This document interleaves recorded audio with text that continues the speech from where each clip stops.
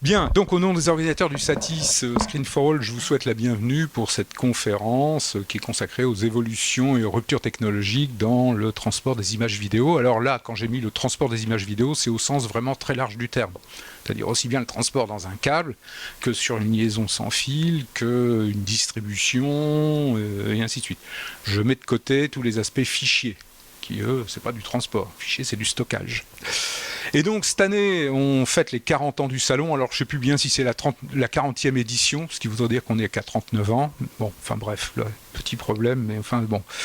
Et donc à cette occasion, Stéphane Faudeux a souhaité que plusieurs conférences du cycle du SATIS soient consacrées à un retour sur l'histoire de ces 40 dernières années, du point de vue audiovisuel, professionnel et des équipements.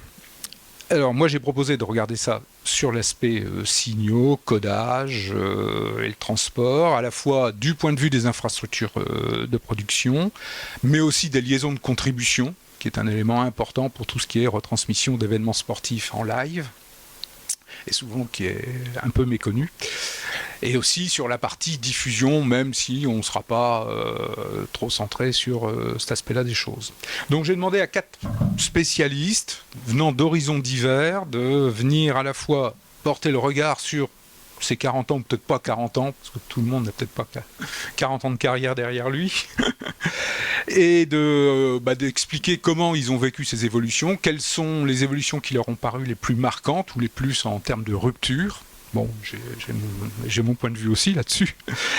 Et donc, premier temps, ce retour en arrière, et ensuite, donc on fera le tour des 4 personnes que je vais vous présenter juste après, et ensuite, dans un deuxième temps, de passer sur un aspect plus prospectif, donc chacun exprime comment il voit les évolutions. Alors, à court terme, bon, bah là on voit les choses se dessiner, il suffit de parcourir les stands, mais peut-être à plus long terme. Alors en sachant que ce genre d'exercice de prévision de l'avenir est toujours très risqué. Il y a des choses que j'ai écrites dans le temps, dans les revues, que je ne préférais pas ressortir ou faire ressortir dans des archives, malgré le fait qu'on trouve tout avec Google maintenant. Mais bon, il y a un éminent spécialiste qui avait dit que le succès du Betamax, je dis bien du Betamax, allait écraser le VHS. Je ne donnerai pas son nom. Donc on peut tout à fait se planter complètement. Donc voilà. Alors nous avons réuni, je dirais, Bruno Gallet, là par ordre alphabétique. Non, c'est pas l'ordre d'entrée en scène, c'est l'ordre alphabétique, comme dans les génériques. Donc Bruno Gallet, qui est le directeur général d'EMG France, qui est le nouveau nom d'Euromédia. Le nom Euromédia est connu depuis de nombreuses années, qui avait pris la succession de la SFP, pour les plus anciens d'entre nous. Donc ne confondez pas SFP, Société Française de Production, et Module SFP, Single, je sais plus quoi, les modules de optique. Et qui donc dirige EMG France, qui est maintenant spécialisé sur les transmissions HF, et dont je dirais l'événement le plus connu, c'est le Tour de France, qui use et abuse des liaisons HF, parce que ça a cru aussi au fil des années. Ensuite, Olivier Lecoq, qui est responsable commercial EMEA chez Imagine Communication. Alors, Imagine Communication, c'est surtout des boîtes. C'est pas des équipements, des boîtes et des logiciels, bien entendu. Mais bon, peut-être que... voilà. Tu préciseras un peu les activités d'Imagine Communication. Ensuite, Vincent Loret, qui est responsable commercial pays francophone pour Rose Vidéo, et qui a passé une longue partie de sa carrière chez Sony, et donc qui nous fera peut-être un récit historique de toute la saga, des formats, des signaux, des cassettes et autres. Et enfin, Ronan Poulawek, VP Engineering chez iVision, qui est la société canadienne qui vient de racheter, c'est ça, Aviwest, qui est le spécialiste des transmissions de DO 4G. Moi je dis le DO 4G, faute de nom générique et clair pour tout le monde. Voilà. Donc on va démarrer avec Vincent Loret. Et voilà. Ok, bonjour déjà. Donc oui, moi j'ai un peu plus de 30 ans de recul, si on peut le dire comme ça. Et donc au début, quand je suis arrivé chez Sony, c'était le début du Betacam et de la cassette. Donc le Betacam, c'est justement le rebond lié à l'échec du Betamax, face au VHS, pour une histoire on va dire, d'alliance technologique. Et puis donc le Betacam au début bien évidemment analogique, dans les années 90, et puis après on a vu toutes les déclinaisons que l'on a pu faire, on va dire d'un point de vue marketing, pour donner accès, remplacer l'Umatic et avoir tous ces formats. Et puis ensuite, bien la digitalisation avec le Digital Betacam, et après le SX, et ainsi de suite. Et là, à l'époque, si je peux rebondir sur ce qu'a dit Pierre-Antoine, il y avait quand même une grosse partie de la transmission, hors bien évidemment la transmission hertzienne, mais c'était des cassettes, bien évidemment. Ce qui a fait les belles années de Sony, faut le dire. Et puis après, pour moi, les principales révolutions, ça a été justement l'avènement du fichier dans toutes les étapes de la production, et donc la décroissance de la cassette suite à certains, je pense que ça a été accéléré à l'époque par rapport à des problèmes géologiques au Japon, tremblement de terre en co, où les usines avaient pas mal souffert. Et puis là, l'avènement du fichier, et puis après toute la reprise. Et en termes de format, ce qui était assez drôle chez Sony, pour revenir à ça, et lié avec la transmission, c'est qu'on était toujours les vilains petits canards, en gros, avec le SECAM par rapport au PAL, et c'était toujours un petit peu plus compliqué, bien évidemment. On avait toujours les demandes que les Japonais n'arrivaient pas bien à comprendre et à intégrer. Et puis voilà. Donc, pour moi, les principales ruptures, c'est vraiment d'abord la digitalisation avec le Digital Betacam, et après toute la partie fichier, l'arrêt de la cassette, l'arrêt des magnétos, et puis tout ça pouvant être, vous le savez aussi bien que moi, sinon mieux, complètement embêté sur différents supports de transmission, et voilà. Donc voilà pour moi, et puis on parlera du futur un petit peu après. Je ne sais pas si vous avez des questions, surtout n'hésitez pas par rapport à ça, s'il y a des choses qui vous intéressent. On a vu aussi différents autres idées, formats.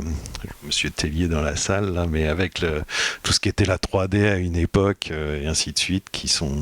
Alors, c'est autre chose encore, mais c'est vrai que ça a été des aventures parfois assez intéressantes, et qui se sont arrêtées. Je pense qu'on voit aujourd'hui que tout ce qui est... Ça, c'est une remarque personnelle, mais...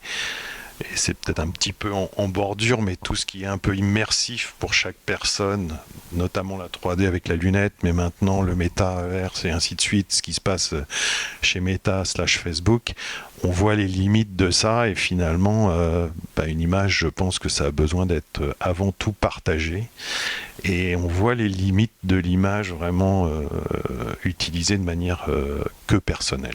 Voilà, ça c'était juste une remarque perso.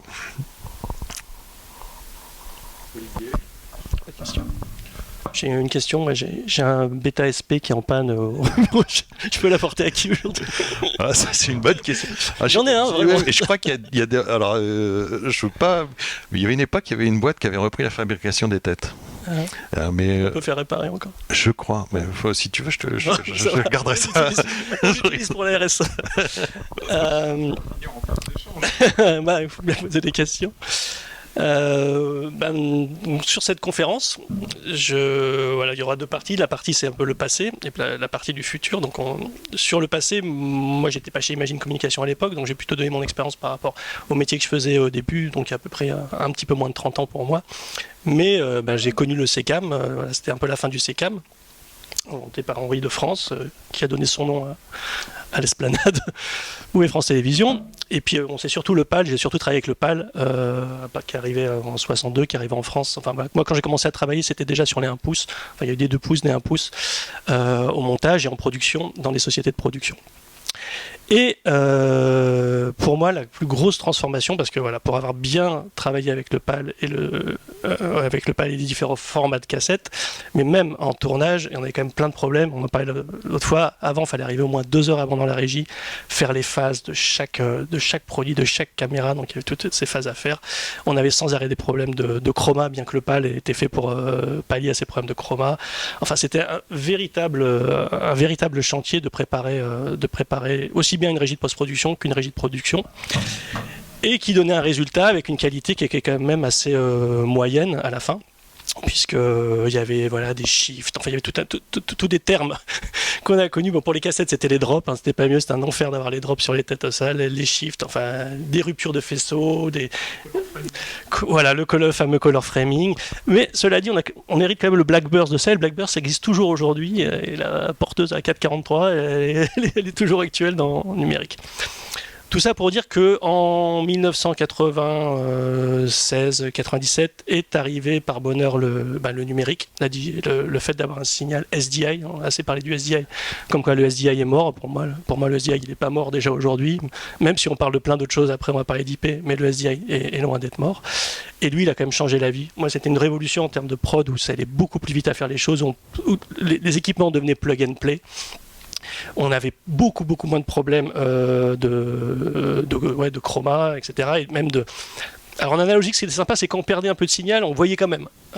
C'était dégoûtant, mais on voyait quand même. Bon, en numérique, on perdait tout. C'était un peu emmerdant sur les premières cassettes, c'est qu'il n'y avait plus du tout d'image. Au niveau de la maintenance, je dirais l'analogique est plus... Pas la maintenance, la détection des pannes, l'analogique est quand même beaucoup plus simple, dans la mesure où on voit l'image, et le défaut était déjà un élément qui donnait c'était plus facile une direction possible de problème. Alors que le numérique, c'est en tout ou rien, c'est l'effet falaise. Ou des blocs qui partaient. Il y a quand même eu des choses qui ont été faites là-dessus. Mais enfin, ça a quand même changé la vie, et surtout la qualité de l'image. Bien compressé, on est passé à 270 mégabits par seconde, donc c'était forcément échantillonné. L'image, en tout cas, elle n'avait plus rien à voir. Les couleurs étaient pétantes. On avait vraiment une bonne qualité qui a permis de faire des montages. Et puis, alors, je pense qu'en termes de métier, ça n'a pas changé grand-chose, parce que le métier restait le même. Voilà, c'est pas une rupture, parce que ça restait un signal vidéo, ça restait des signaux audio. Quoique l'embêtage est arrivé grâce au SDI quand même aussi. Ça facilitait les choses, mais c'était une vraie révolution quand même pour les utilisateurs et les viewers. C'est grâce à ça qu'en fait on a pu faire des effets spéciaux, parce que les effets spéciaux sont liés du numérique en fait, et si on n'avait pas pu numériser, tous les DVE sont arrivés à partir de là, la DO100 connu en PEX, le DVE de Sony, et vraiment les vidéoclips, tout ça allait en même temps que les vidéoclips qui étaient pourris avant, les Scopiton, et qui devenaient quand même des vraies œuvres d'art, et les pubs, etc. Donc pour moi c'est vraiment l'arrivée du SDI, qui ensuite après a donné la HD, mais la HD c'est juste un confort de vue, voilà, et ça n'a rien révolutionné à part que l'image est encore plus belle. Mais voilà quelle est ma rupture pour moi. Le débit quand même. Oui, bien sûr, mais ça on s'adapte. Le débit, maintenant on est en 12G, donc on s'adapte au débit, mais la facilité de travail et l'image qui était tellement plus belle et le son qui était tellement plus beau à partir du moment où le numérique est arrivé. Puis le numérique a permis de digitaliser, donc les serveurs vidéo dont tu parlais, qui ont remplacé les cassettes, etc. D'accord, merci. Bruno, donc vous êtes plutôt dans le domaine de la contribution. Voilà, alors moi je représente une partie de tout ce business du broadcast qui s'appelle la HF, donc qui est la transmission d'images à longue distance. Remedia France est l'héritière de la SFP, donc qui était la pionnière dans les retransmissions HF. Et de ce fait, on bénéficie d'une expérience de plusieurs décennies. Les premières retransmissions en direct HF, pour mémoire, datent des années 60, avec les premières images du Tour de France. Et la HF, au cours des ans, a bon an mal an suivi l'évolution des formats vidéo, mais avec souvent un temps de retard lié aux problèmes de transmission propre. Donc pour la HF, l'arrivée du numérique se situe à peu près en 2003, puisque la première véritable opération numérique a été la couverture des Jeux d'Athènes. Puis nous avons suivi petit à petit l'évolution avec la HD en 2006, la 3D qui nous a fait beaucoup travailler en 2009 pour rapidement se transformer en flop qu'on connaît. Puis la géolocalisation qui est la transmission de data liée à l'image qui est un de nos points forts actuellement, et les premières retransmissions en UHD qui elle date de 2019 avec le Paris Tour qui avait été transmis intégralement en HD et toujours les Jeux Olympiques, puisqu'on sort de Tokyo qui a été intégralement couvert en UHD et tout en restant en 1080p pour la partie longue distance. Voilà, chaque année, nouveau un petit lot d'expérimentation. Pour nous, cette année, c'était la transmission d'images de caméras à grand capteur. Et donc, pendant toutes ces années, je pense qu'avec l'histoire du Tour de France et les Jeux Olympiques, on a fait évoluer la technologie et que cette qualité de retransmission est donnée un peu en exemple dans le monde entier. Une question là, qui m'interpelle. Il me semble qu'il y a eu des transmissions aussi avec d'images en ralenti. Tout à fait. Alors là, ça se passe comment? Eh ben, là, maintenant, nous utilisons des caméras qui ont la possibilité de passer en trois fois la vitesse. Donc, on transmet des images qualifiées d'images de ce qu'on appelle loop dans le métier, de ralenti, de très bonne facture en direct. D'accord. Donc, donc la caméra est à 75 images par seconde, voilà, pour faire simple. C'est transmis, donc du coup, il y a un débit plus fort à transmettre. Oui, et après, il y a une machine en régie qui récupère et qui relie à 25 l'élément stocké à 75. Et petit à petit, toutes nos caméras le permettent, ce qui nous permet d'avoir un ralenti potentiel sur toutes les images en direct de course sur le cyclisme. Ouais. D'accord. Ce qui est un gros. C'est vrai que j'avais oublié cette avancée-là qui procure un confort pour le réalisateur certain, parce que en cas d'accident sur l'une ou l'autre des motos, il a à sa disposition un ralenti immédiatement. Ah oui, il n'y a pas une caméra spécialisée du coup. Ça dépend du budget de l'émission. D'accord. Et au niveau aussi, moi, parce que je regarde pas mal le Tour de France quand même. Au niveau des informations data, donc de localisation, comment on arrive à avoir la précision, je dirais, de repérage des caméras sur une route qui n'est pas linéaire. Parce que une route qui va toute droite entre deux points GPS, c'est assez facile. Oui. Par interpolation, là, les lacets du Tourmalet... Alors là, le domaine de la transmission de data est encore une branche bien particulière.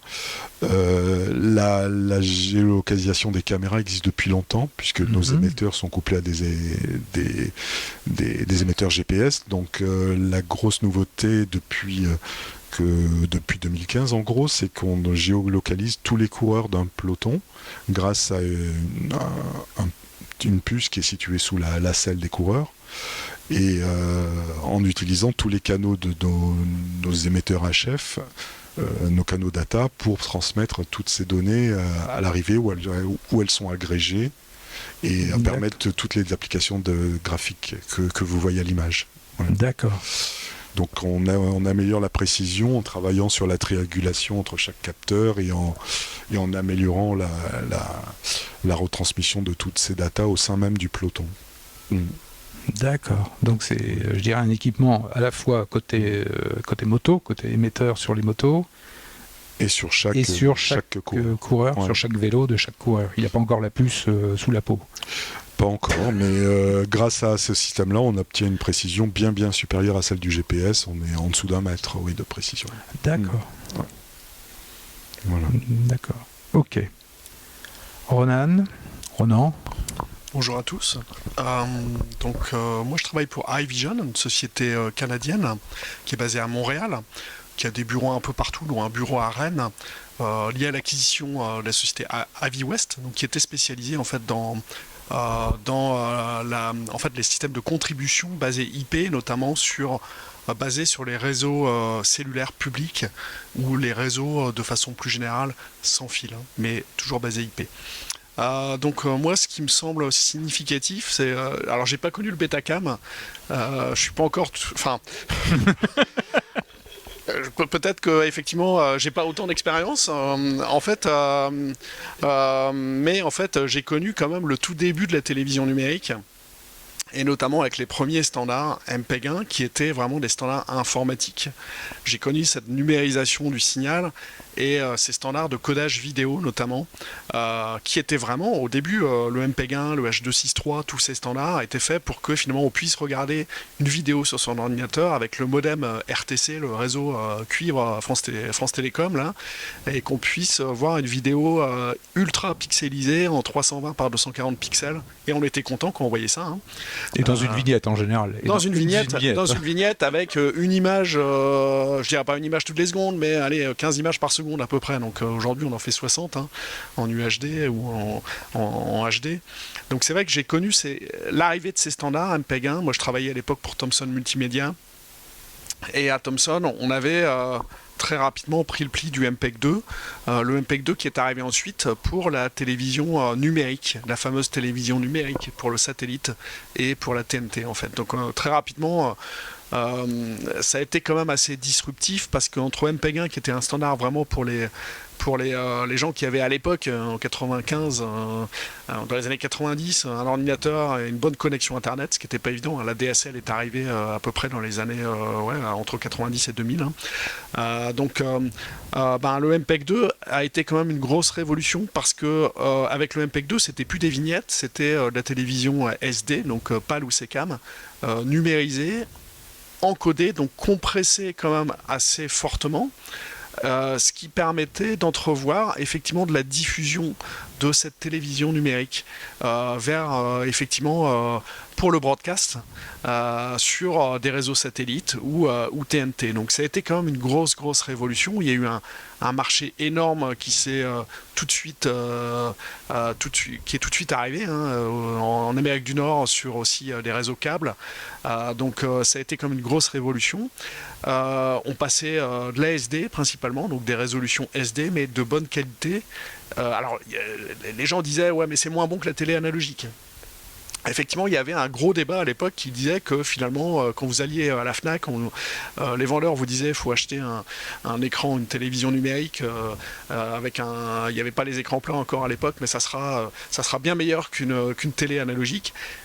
C'était pas tout à fait faux parce que en fait finalement le numérique apportait cette stabilité et quelque part un niveau de qualité à peu près constant, mais la télé analogique elle apportait aussi quand même des contrastes parfois qui étaient un peu meilleurs et donc effectivement ça a été quand même un peu une période charnière, mais très rapidement après quand la HD est venue dans les années 2000 et puis des nouveaux standards de codage comme le H.264, donc le MPEG-4, alors il y a eu plusieurs entre le MPEG-2 et le H.264, il y a eu plusieurs standards qui ont MPEG-4 qui ont été livrés, mais la vraie révolution ensuite, après le MPEG-2, c'était du H.264. On divisait le débit, enfin on gagnait 50% de débit à qualité constante. C'est-à-dire qu'en gros, là où vous aviez besoin de 10 mégabits, alors peut-être pas 10 pour passer un flux HD en MPEG-2, on pouvait quand même gagner 50% de débit à qualité équivalente en H.264. Donc toutes ces révolutions sur le domaine du codage vidéo, de la compression, de l'efficacité de compression, ont permis des nouveaux usages. En parallèle de ça, il y a eu aussi des réseaux. Tous les réseaux ont évolué. Les réseaux, notamment IP, ont évolué avec l'arrivée de l'ADSL. L'ADSL, donc tout le monde a certainement eu une ligne ADSL avant d'avoir la fibre. Et sur ces réseaux ADSL, finalement, on pouvait quand même passer plusieurs mégabits. Donc on pouvait recevoir des flux. C'est le début de la télé sur IP, et effectivement on a quand même eu des nouveaux programmes qui sont arrivés, plus de chaînes de télévision, beaucoup plus de finalement de choix dans les programmes qu'on pouvait recevoir, y compris en live. Et puis, bien sûr, l'autre point très important, c'est les moyens de contribution. Alors Bruno en a parlé sur toute la partie HF. De mon côté, moi, je voudrais souligner que les réseaux cellulaires, les premiers réseaux cellulaires 2G qui sont arrivés, finalement, ils ont permis déjà de transmettre des données. il y avait déjà un lien IP sur ces réseaux cellulaires 2G, GSM. Ensuite, il y a la 3G qui est arrivée. Et quand la 3G est arrivée, on s'est dit, il y a quelque chose à faire parce qu'on pouvait déjà passer sur les smartphones 3G, les premiers smartphones 3G, on pouvait passer des vignettes, des vidéos vraiment un peu comme le MPEG-1 dans les années 90. On pouvait passer quelques vignettes sur son smartphone Nokia de première génération. On s'est dit, si on mettait plusieurs cartes SIM et si on agrégeait plusieurs finalement liens 3G, on pourrait peut-être passer comme des vidéos pour le broadcast, pour la contribution. Et c'est l'idée qu'on a eue en 2008 à Aviwest. On s'est dit, on va faire un premier prototype. Donc pour tester le prototype, moi je me rappelle très bien que j'étais avec un de mes collègues dans une voiture, avec une caméra, avec un prototype, des cartes électroniques, des modems qui sortaient de la voiture. Et on était dans notre voiture et on filmait les passants parce qu'on faisait des premiers tests. Et il y a une voiture de police qui est arrivée et qui nous a demandé ce qu'on faisait là avec notre système et nous demandant si on n'était pas des espions pour travailler sur... donc en fait, non, c'était les premiers essais qu'on faisait de transmission SD et même HD sur des réseaux 3G en fait. Donc c'était comme une expérience. Et moi, c'est vraiment... je dirais que si j'avais deux choses à retenir, c'est... l'évolution des systèmes de codage, l'efficacité de ces systèmes de compression finalement, et l'évolution des réseaux en parallèle font qu'on aboutit à des systèmes de plus en plus performants. On peut passer de la 4K maintenant sur des réseaux IP, sur des réseaux cellulaires, 5G. On va le garder pour tout à l'heure, mais effectivement, c'est ces deux évolutions en parallèle qui créent souvent des nouveaux usages et qui permettent aussi d'avoir des nouvelles émissions avec plus de caméras, avec des systèmes plus légers sans doute et assez simples à installer en fait et à utiliser quoi. Merci pour ces témoignages. Je précise un point sur le MPEG-1, c'est que l'idée au départ lancée par Philips, qui était très impliqué dans ces travaux-là, Microsoft et Intel aussi, si mes souvenirs sont exacts, c'était de réussir à faire passer de la vidéo numérique sur un CD-ROM qui était limité par son architecture au débit du CD audio. Donc si on prend le débit du CD audio, 2 canaux, 44.1, 16 bits, machin, on arrive à un débit de 1,4, je sais plus combien, mégabits. Et là, les gens se sont dit, le magnétoscope, c'est vachement bien. Le vidéodisque, 30 cm, alors vraiment le grand vidéodisque, le laserdisc ou le laser vision, c'est encombrant, c'est lourd. Il faut qu'on mette de la vidéo sur le CD-ROM. Simplement contrainte, il faut qu'on mette la vidéo sur 1,5 mégabits. Et donc là, ils y sont allés à la hache. Donc, le 720 machin, on le coupe en deux, 360 sur 240, on descend à 15 images, on descend à je sais plus quoi, 4.2, il y avait aussi des problèmes de sous-échantillonnage, et on arrive vraiment, mais ça rentre dans la boîte à chaussures, mais faut forcer pour faire de la vidéo sur CD-ROM. Et là, il y a eu toute une bataille à l'époque des CD-ROM avec le CDI de Philips, qui était le produit multimédia, mais très compliqué à développer au niveau des auteurs, par rapport au CD-ROM Macromedia, qui était un logiciel beaucoup plus souple pour faire des produits interactifs. Et moi, je me souviens d'avoir animé des stages où c'était la bataille, est-ce qu'on édite en CDI ou est-ce qu'on édite en CD-ROM ? Et donc, il y avait la moitié de la salle qui disait c'est le CDI, l'autre la moitié, le CDI a perdu. Peut-être pour d'autres raisons sur l'histoire de Philips, mais là c'est un autre roman. Voilà, c'était ma petite contribution. Et c'est vrai que moi, c'est la compression et le streaming qui sont pour moi les évolutions. Parce que les évolutions, je suis d'accord qu'il y a quand même eu des sauts technologiques importants quand on est passé de l'analogique au numérique et puis les différents formats et les passages en résolution, mais l'architecture technique ne changeait pas. C'était simplement que des problèmes de performance de puces ou de circuits et autres. Tandis que quand la compression est arrivée, nécessaire pour les fichiers, nécessaire aussi pour les transmissions, c'est toujours un problème de taille de tuyau, de diamètre de tuyau. Ça a été déjà, puis après le streaming, quand on a réussi à faire passer, je dirais, des contenus synchrone et où la base de temps est très rigide, parce qu'en vidéo la base de temps c'est vraiment l'élément essentiel, sur des circuits type IP non déterministes et totalement aléatoires comme la circulation routière sur les autoroutes. La plupart du temps il n'y a pas de bouchons, mais quand il y a des bouchons c'est la galère. Voilà, donc c'est le télescopage entre les deux mondes. Alors du coup, comme on est dans le télescopage dans les deux mondes, on passe maintenant sur la partie plus prospective. C'est un peu plus dur pour moi, je trouve. Mais moi, ce que je trouve intéressant dans tout ce qu'on a vécu, c'est que finalement, je trouve que l'ensemble des technologies ont besoin de cohabiter de plus en plus. Et si on prend même la cassette, on voit aujourd'hui que le meilleur outil de stockage, c'est quasiment le LTO, et qui est sur une base cassette. Donc je trouve que tout finalement est amené plus ou moins à converger en termes de techno de base, je dirais. Donc ça, pour moi, je trouve ça très intéressant. On parle beaucoup d'IP, mais ça amène aussi pas mal de complexité parfois dans les configurations, dans l'aspect mise en place les premières fois ou des choses comme ça. Donc dans de l'événementiel, ça peut être plus compliqué de le refaire vos réseaux à chaque fois et ainsi de suite. Donc on voit des limites aussi sur certaines technos. Et en matière de distribution, alors évidemment le streaming est clé. On voit plein de choses qui bougent de partout avec des rendus de mieux en mieux. Si on prend les Netflix, tout ce qui est plateforme avec, là vous êtes chez vous et vous voyez pas trop finalement de différence suivant comment ça arrive ou comment ça transite. Donc moi c'est ça qui me fascine le plus. Et bien évidemment, on en parlait juste un petit peu avant avec Ronan, mais c'est la 5G. Après, comment ça va cohabiter, je dirais à la fois sur l'aspect diffusion, pour nous, utilisateurs sur nos téléphones, sur ainsi de suite, et on voit que c'est le monde, on va dire entre guillemets, du grand public, et là, que veulent faire exactement les opérateurs, comment ça doit fonctionner, comment ça doit être adapté, c'est des vraies questions. Et après, quelle va être la déclinaison de la 5G finalement dans le monde plus pro, si on peut dire, et est-ce que demain, Ronan disait qu'il y avait déjà des tests qui étaient faits, mais finalement la 5G va devenir votre nouveau réseau câblé à l'intérieur, enfin qui ne sera pas câblé bien évidemment, à l'intérieur de vos bâtiments.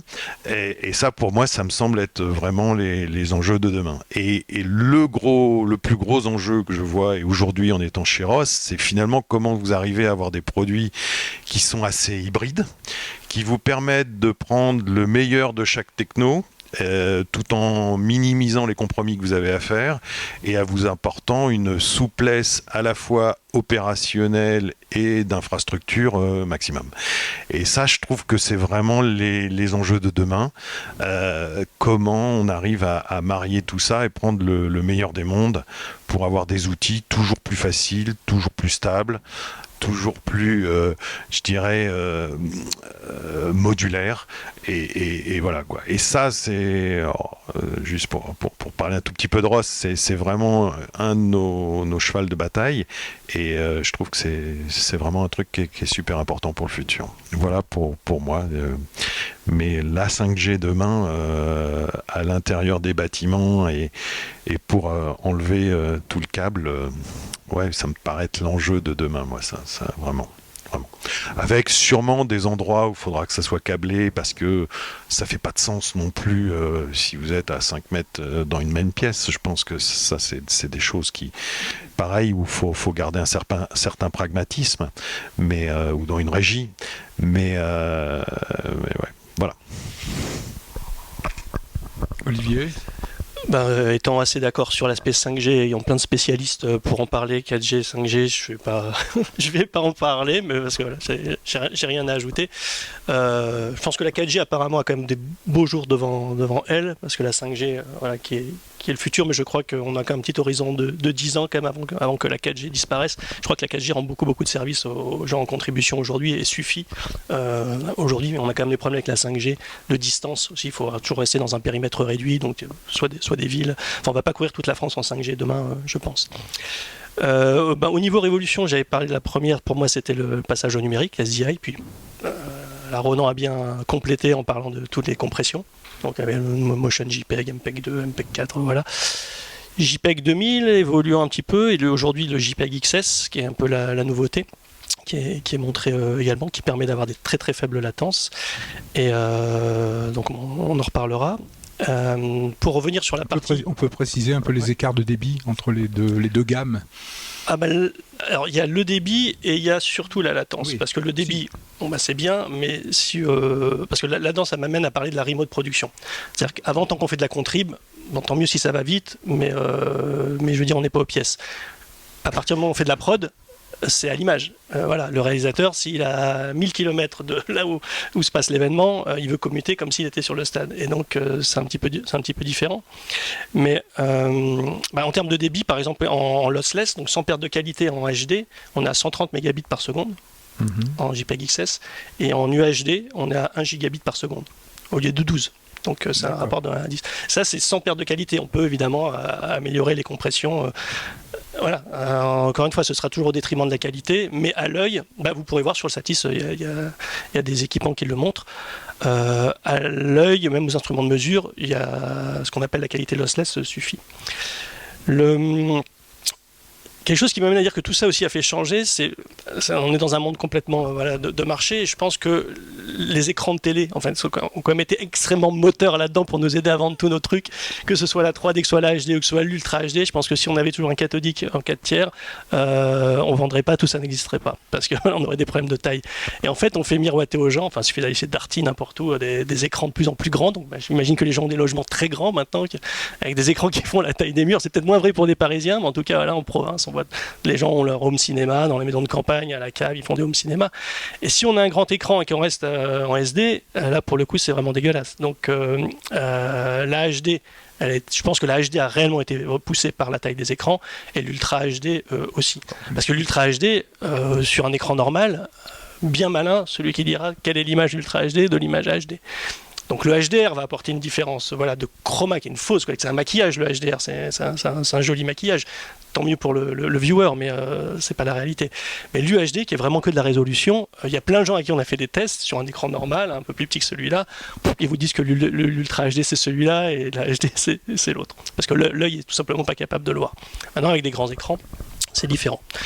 Toujours est-il que les grands événements du monde sont imposés en Ultra HD, c'est le cahier des charges si vous voulez répondre, sinon vous êtes foutus dehors, que ce soit les Jeux Olympiques, la Coupe du Monde de football qui arrive ce mois-ci, que ce soit Roland Garros, le cahier des charges impose l'Ultra HD, et l'Ultra HD impose d'énormes contraintes, parce que là on est dans un débit de 12 gigabits par seconde.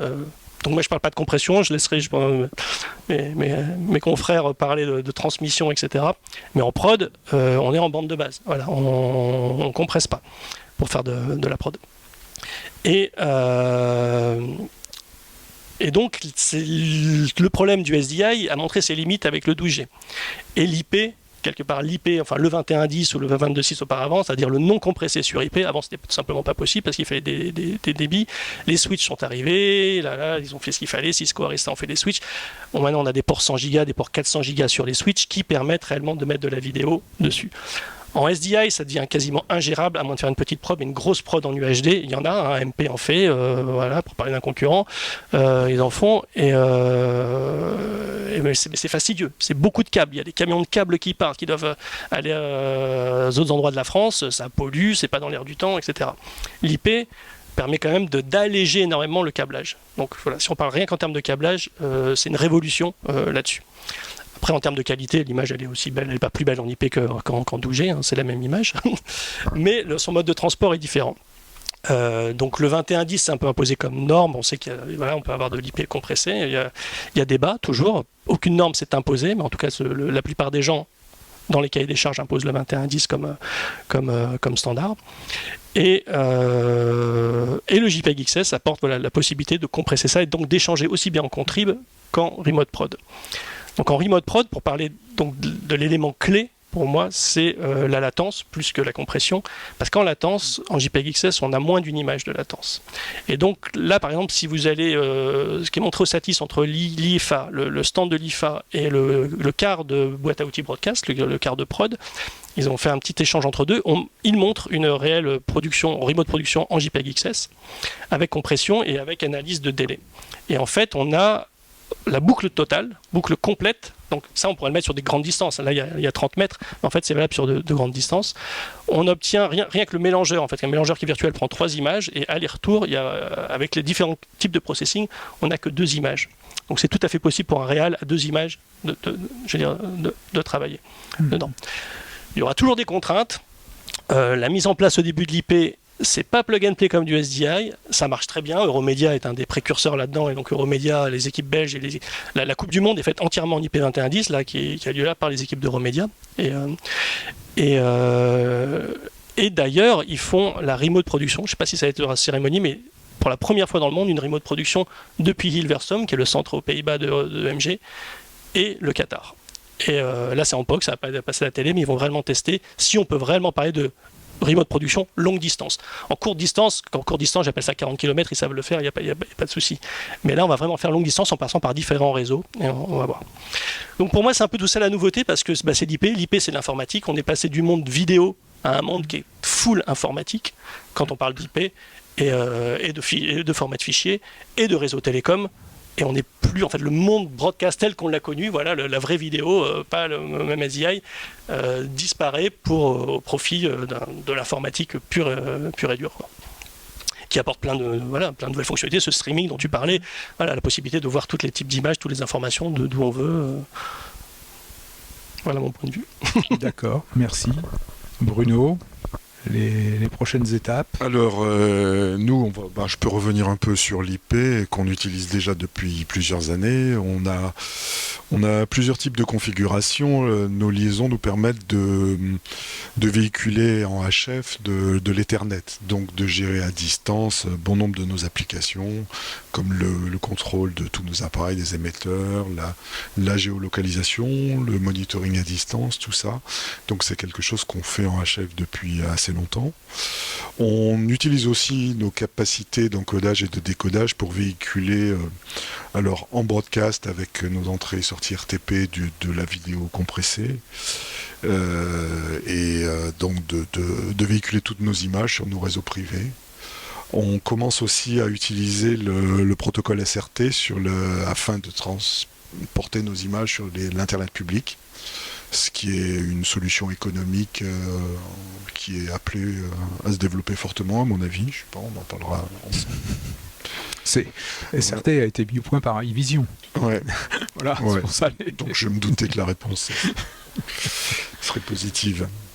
Voilà, en ce qui concerne la 5G, le problème essentiel pour nous est que la 5G utilise des réseaux publics et qu'on a donc des problèmes de sécurisation et de QoS qui sont un peu incompatibles avec les gros événements sur lesquels on travaille. On pourra échanger avec Ronan là-dessus, mais ces gros événements impliquent une grosse consommation de bande passante pour tout ce qui est téléphonie, système dans les stades ou sur les routes, et on voit encore souvent les réseaux s'effondrer. Nous sommes en train de couvrir le départ de Saint-Malo, de la route du Rhum. Il n'y a plus de réseau, je peux vous dire. Ouais. Donc, pour ce qui est de la couverture du territoire, elle restera limitée en 5G, ne serait-ce que parce qu'il faut multiplier encore le dispositif de réception et donc, en gros, plus on monte en fréquence, plus il faut des antennes, hein, pour faire simple. Mais on pense que quand même l'avenir est forcément un multi-usage à la fois du COFDM traditionnel et de la 5G à travers des appareils compatibles. Des appareils qui permettraient à la fois de recevoir de la COFDM, qui est la modulation, je dirais, privative. Tout à fait. De réseau privatif et de la 5G. Et de la 5G, oui, c'est un peu la voie que l'on prend. La 5G, à mon avis, est amenée à se développer d'abord dans des enceintes closes et fermées avant de penser sur la longue distance et le type d'utilisation qu'on en fait. Alors, un petit mot à la fois sur le modèle économique qui n'existe pas encore, et après sur cette utilisation de réseaux privés, puisque ça veut dire aussi pour s'affranchir des problèmes liés à ces réseaux publics, il faut travailler sur des réseaux privés, donc dédiés uniquement à l'application professionnelle qui nous concerne, ce qui est un peu le but de la 5G, hein, le but originel. Là, on se heurte à des problèmes d'allocation de fréquences qui sont notre principal souci, et je pense que ce sera un des sujets clés des Jeux de Paris 2024. Donc cet usage privé devient vraiment problématique parce qu'avec la monopolisation progressive des espaces par les réseaux cellulaires publics, on a de moins en moins d'espace pour travailler et créer, même s'il y a des petites bandes réservées, travailler avec des réseaux privés pour des raisons principalement économiques. D'accord. Donc là, un débat plutôt technico-politique. Comme souvent en matière de fréquences. J'ai cru entendre que l'ARCEP sollicitait un certain nombre de fabriques d'avis chez les constructeurs pour avoir des avis, mais c'est peut-être une information que bon. Oui, c'est un sujet sensible, notamment à l'approche des jeux. Ouais. D'accord. Ronan ? Parfait, merci, ça fait une excellente transition, je pense, pour parler un petit peu de la 5G. Alors, sur la 5G, effectivement, cette technologie, quand elle a été développée, déjà, il faut savoir que cette technologie, c'est pas une évolution de la 4G, c'est vraiment une nouvelle technologie avec beaucoup d'évolutions. Ce qu'on voit aujourd'hui, ce qui est déployé par les opérateurs publics dans le monde entier, à part certains pays qui sont bien en avance, c'est ce qu'on appelle le réseau 5G non-standalone, donc qui est une sorte de 4G++, en fait, qui s'accroche, votre terminal, votre smartphone ou votre émetteur professionnel va s'accrocher d'abord en 4G, va diffuser d'abord des données en 4G, va être intégralement contrôlé par le réseau 4G et va diffuser, si il en exprime le besoin, va utiliser une partie du spectre fréquentiel apporté par la 5G. C'est quelque part une surcouche au réseau 4G existant. Donc ça, ce déploiement non standalone, il est effectué aujourd'hui par tous les opérateurs en France, en Europe, encore une fois.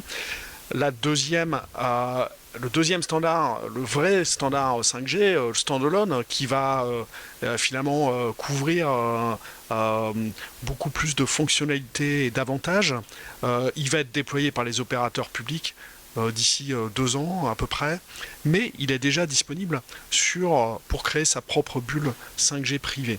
Donc cette 5G standalone, qu'est-ce qu'elle apporte ?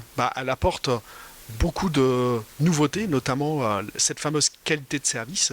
Et clairement, ce standard 5G standalone, qui est déjà disponible, après c'est une question d'implémentation et pour les gros opérateurs mondiaux, c'est pas facile de mettre à jour un cœur de réseau parce que il faut penser à tous les bien sûr tous leurs utilisateurs grand public.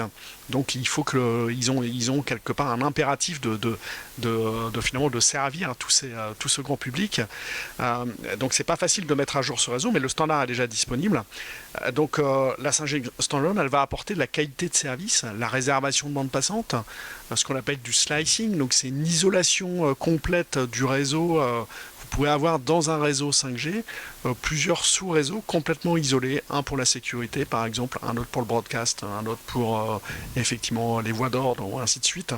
Donc finalement ça va apporter beaucoup de choses et ça a été prévu pour les professionnels, clairement, pas pour le grand public.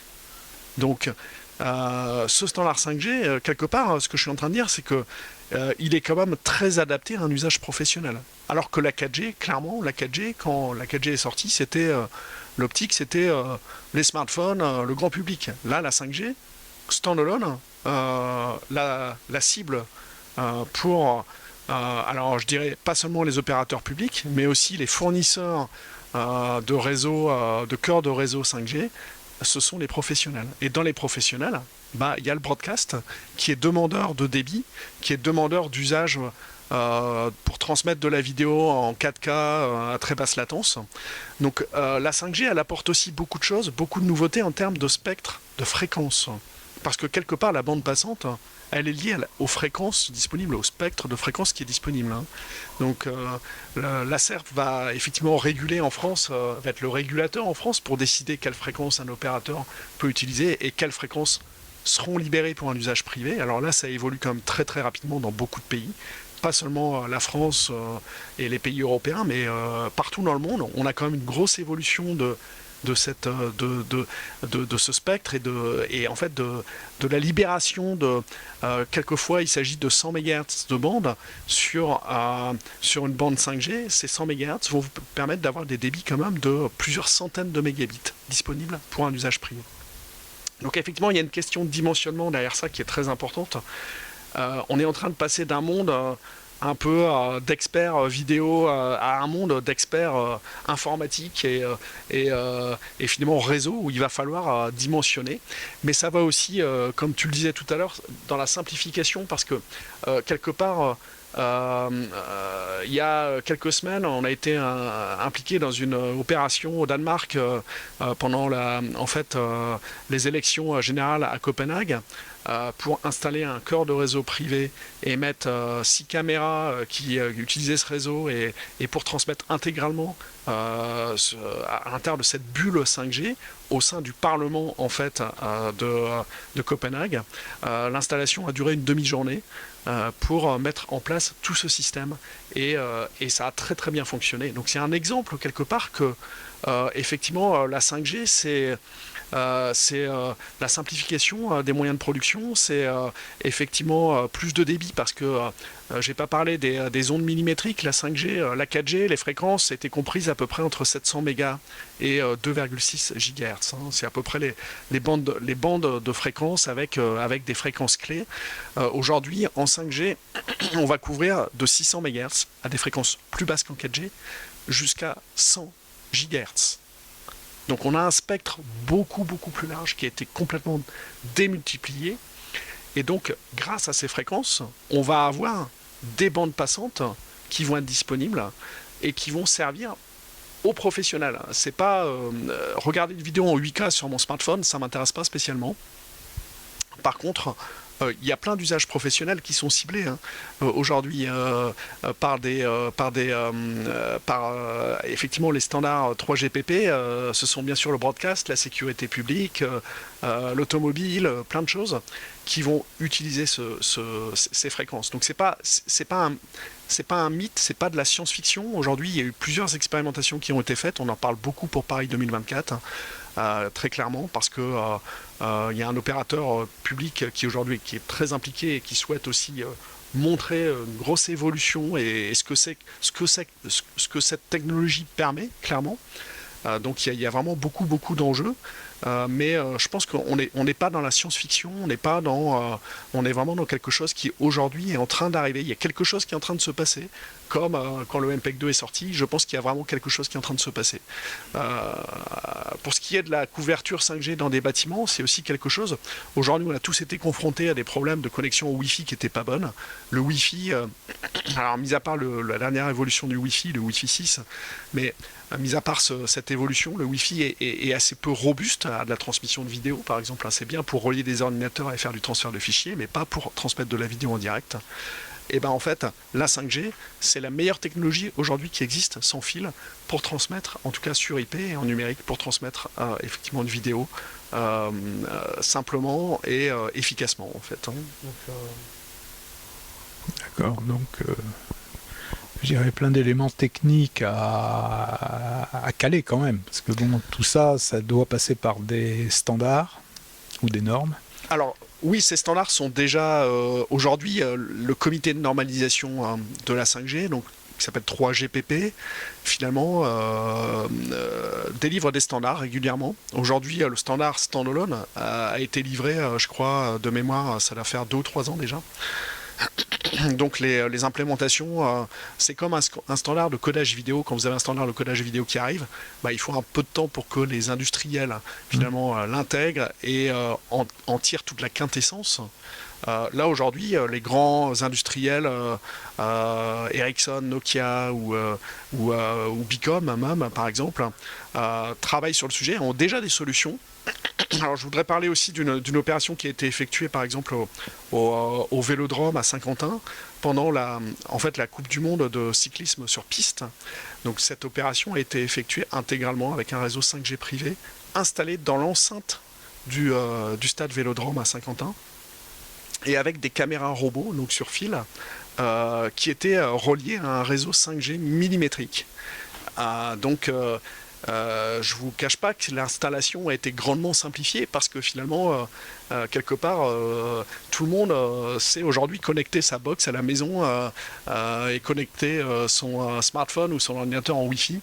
Aujourd'hui, effectivement, les problèmes de la 5G, ça va être effectivement de finalement trouver et s'associer à des partenaires qui vont installer les antennes là où il faut, qui vont effectivement installer le cœur de réseau et proposer cette connexion, cette connectivité pour les moyens broadcast audiovisuels. Donc mais on a un petit peu d'expérience sur le sujet. Finalement, ça paraît complexe. En pratique, ça n'est pas tant que ça. Et les expériences qui ont eu lieu tout dernièrement, et qui vont continuer encore dans les mois prochains, montrent qu'il y a un fort intérêt et surtout un enjeu très très fort et certainement aussi des nouveaux usages qui vont arriver parce qu'on pourra certainement placer des caméras là où on avait un petit peu mal à les placer auparavant, quoi. D'accord. Là, on arrive à peu près... oui, même moins 5. Est-ce qu'il y a des questions dans le public? Oui. Alors, non, j'ai pas de micro HF. Ils sont tous à fil. Voilà. Ou alors, vous venez jusqu'à...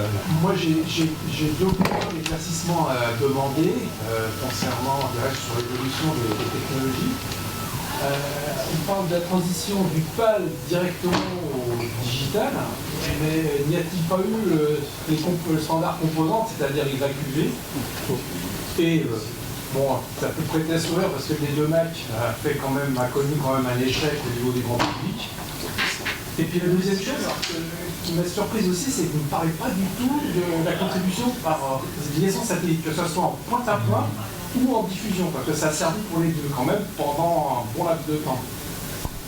Oui, alors on avait envisagé d'inviter quelqu'un et bon, on a eu du mal à trouver la personne. Mais c'est vrai que bon, il n'y a personne qui est sur le segment satellite là. Non. Mais bon, on cherchait à avoir quelqu'un de Globecast. Bon. Je peux peut-être apporter ma petite pierre à la réponse. C'est que le satellite, effectivement, c'est quelque chose qui est encore utilisé pour la contribution, bien sûr. Notamment, ce matin, dans une autre conférence, on a parlé des satellites basse orbite. C'est quelque chose qui est aussi un sujet d'intérêt parce que effectivement on le voit dans des opérations qui sont parfois complexes et qui sont pas planifiées. On peut pas forcément faire des installations 1 ou 2 jours avant. Le réseau satellite est toujours utilisé et même les réseaux satellites KA ou KU sont toujours utilisés. Je pense que effectivement mes collègues ont certainement une expérience aussi là-dessus et c'est quelque chose qui est pour nous pas mort parce que on pourra pas mettre de la 5G partout, on pourra pas mettre de la HF partout, il y aura parfois du réseau satellite qui sera nécessaire, on pourra pas avoir de la fibre partout. Donc c'est clair que les usages ont très certainement diminué statistiquement. Après, il y a des nouveaux réseaux satellites. Vous avez entendu parler tous de Starlink, bien sûr. Il y en a d'autres qui vont arriver, qui proposent des services qui sont pas, je dirais, inintéressants. Lors du décès de la reine d'Angleterre, il y a eu une grande chaîne de télévision française qui a utilisé du Starlink parce que effectivement les réseaux, comme Bruno le disait, il n'y avait plus de réseau, donc et puis c'est arrivé malheureusement assez soudainement, donc il a fallu très rapidement envoyer des équipes et trouver des moyens de contribution qui étaient disponibles. Il n'y avait plus de réseau cellulaire. Les réseaux anglais ne sont pas les meilleurs du monde. Mais effectivement, le Starlink a été très très utile en l'occurrence pour ça. Donc c'est du satellite basse orbite. Donc ça reste encore du satellite. Oui, c'est vrai qu'on n'avait pas abordé le satellite, l'avait noté, mais qui est même primordial dans toute cette évolution. Et pour répondre à la question, c'est vrai, j'avais noté, mais il y a eu la phase composante. Donc on est passé effectivement du PAL, il y a les premières régies qui étaient PAL et après les régies complémentaires. Là en termes de câblage c'était encore plus lourd quoi. On avait les grès QV, c'était vraiment des usines à gaz. La qualité était meilleure, certes, c'est sûr qu'en composante on avait quand même une meilleure qualité d'image qu'en PAL. Mais ça n'a pas duré longtemps. Le 4.2.2 est vraiment vite arrivé. Enfin il y a plein de formats, le 4.4.4.1. Le 4.2.2 s'est imposé. Et c'est vrai que entre le PAL et le 4.2.2, je pense qu'il y a eu 3-4 ans où les composantes a eu un peu de place, mais il a vraiment tout de suite été supplanté parce qu'il était d'une grande lourdeur de câblage et de preset aussi, quoi. Ça restait de l'analogique malgré tout.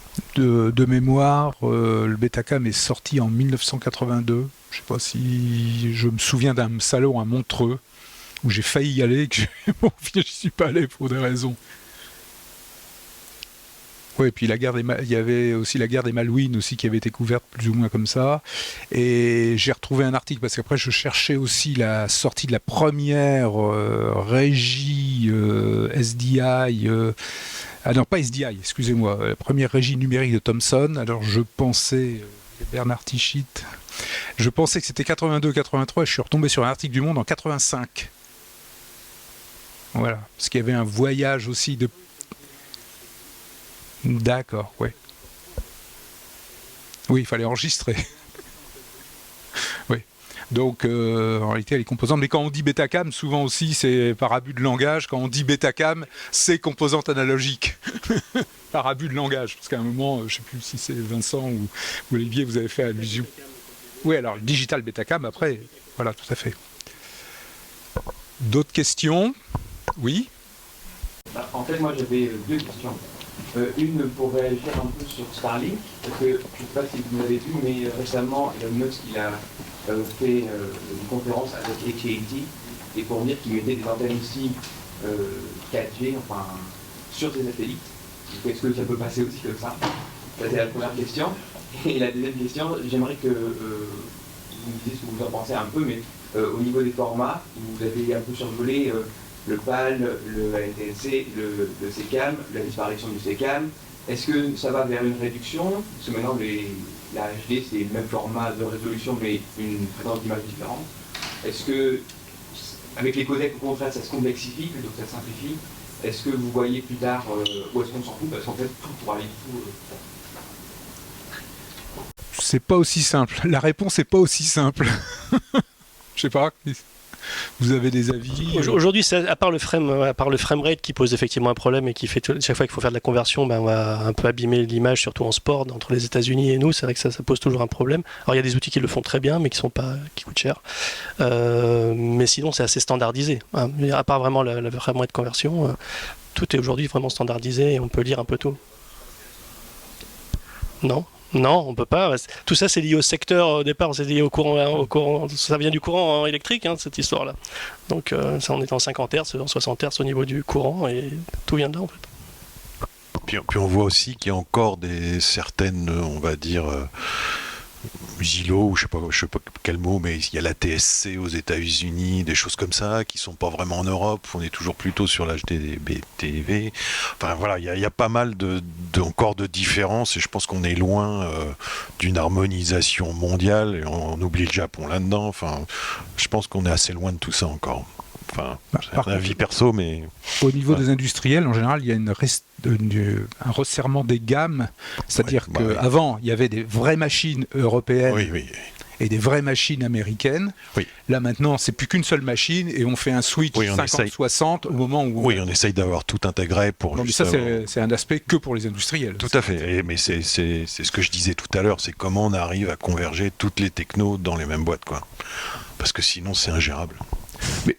Mais quand même, sur l'évolution, on peut constater quand même qu'il y a une relative simplification. Parce que par exemple, récupérer un fichier YouTube tourné en 60 et l'afficher sur un téléviseur 50, bon, ça peut bleu-blotter un petit peu, éventuellement dans certains mouvements de caméra, mais c'est pas impossible. Alors qu'avant, moi, j'ai eu l'occasion dans ma carrière de travailler pour un réalisateur américain installé en France. À l'époque de l'analogique, je vous dis pas les galères que j'avais eues. Hein. Sur le problème de secteur, entre autres, bon, c'était vraiment galère. Mais bon, lui, il disait, je diffuse vers les États-Unis, donc je bosse avec du matos américain, 60 Hz, en France, sur du courant 50 Hz. D'autres questions? Oui. Ah, pardon. Oui, Je peux peut-être répondre sur le Starlink. Oui. Effectivement, Elon Musk est pas complètement fou. En fait, Ah bon, c'est une... non. En fait, il y a dans les standards 5G, hein, il y a effectivement le backhauling satellite 5G qui va permettre de connecter des réseaux satellites à des réseaux 5G et pour notamment proposer plus de débit grâce à ces réseaux satellites basse orbite et à mieux distribuer le débit dans des zones où, par exemple, on n'aura pas forcément la possibilité de déployer de la fibre. Parce qu'il ne faut pas oublier que la 5G, toutes les antennes 5G, elles sont connectées à des réseaux fibres opérateurs. Mais la problématique souvent, c'est de trouver... la France est un pays relativement bien fibré, mais il y a d'autres zones où effectivement, ça sera plus compliqué d'avoir cet accès au réseau, au backbone quelque part. Et là, on pourra utiliser des réseaux... satellite basse orbite. Donc c'est déjà prévu dans le standard, c'est une évolution, et c'est aussi pour ça d'ailleurs que Elon Musk, et pas seulement Elon Musk avec Starlink, hein, il y a d'autres services de satellite basse orbite qui vont être lancés. Alors après c'est un peu la guerre entre tous ces services, comment gérer tous ces flottes de satellites, mais c'est aussi pour ça que ça crée beaucoup d'intérêt, parce qu'il y a Amazon qui a annoncé également son réseau 5G, privé. Donc les opérateurs publics qui sont mis tous un petit peu en concurrence avec ces nouveaux services. Donc il y a un peu une guerre. On espère que ça va profiter bien sûr aux utilisateurs, mais en tout cas concernant cette connexion entre Starlink et les réseaux cellulaires, c'est pas du fake news. C'est pas de la fake news. Concernant votre deuxième remarque sur les formats, moi j'aurais juste un petit commentaire à faire, c'est l'entrelacé, ce fameux standard HD entrelacé qui nous simplifie pas toujours la vie, on va dire, en particulier avec les derniers standards de codage comme HEVC, H265, qui, malgré tout ce qu'on entend, le gère correctement, mais par contre, il y a beaucoup de... il y a beaucoup de solutions aujourd'hui logicielles qui ne veulent pas entendre, qui ne veulent plus entendre parler d'entrelacé, et en particulier qui n'ont pas a fait ce qu'il fallait pour supporter l'entrelacé en H265 HEVC. Donc ça pose beaucoup de problèmes d'interopérabilité aujourd'hui. Donc je sais que l'entrelacé, je pense, ne va pas disparaître comme ça. C'est quelque chose qu'on traîne, malheureusement. On pourrait aujourd'hui passer très probablement en HD à du 1080p 50 avec certainement une qualité qui serait même meilleure, une qualité pour les utilisateurs finaux qui serait meilleure et pour des gains en débit, enfin des surplus de débit qui seraient négligeables. Mais par contre, c'est un peu historique malheureusement et on traîne encore le 1080i cet entrelacé et c'est parfois pas simple parce que encore une fois avec les nouveaux standards de codage, essaient de plus en plus comme de faire abstraction de ce signal entrelacé. Hein.